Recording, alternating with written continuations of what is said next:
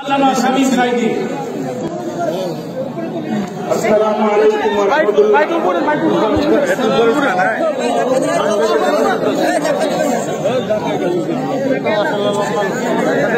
আসসালামু আলাইকুম ওয়া রাহমাতুল্লাহ।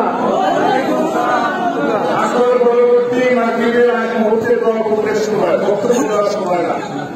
আমাদের অত্যন্ত প্রিয় মুফাসসির, আমাদের অত্যন্ত প্রিয় কলিজার ভাই দুনিয়া থেকে বিদায় নিয়েছেন। মহামারী করোনার সময় তাকে করোনায় আল্লাহ তাআলা নিয়ে গেছেন, অনেকদিন আইসিইউতে ছিলেন। আল্লাহ তাআলা তার জীবনকে যতটুকু যত কাজ করেছেন, ভালো কাজ করেছেন, সমস্ত ভালো কাজগুলো কবুল এবং মঞ্জুর করুন। সকল গুনাহ খাতা ক্ষমা করে কবর আযাবকে ক্ষমা করে আল্লাহ তাআলা নসিব করুন। আপনারা সবাই দোয়া করবেন।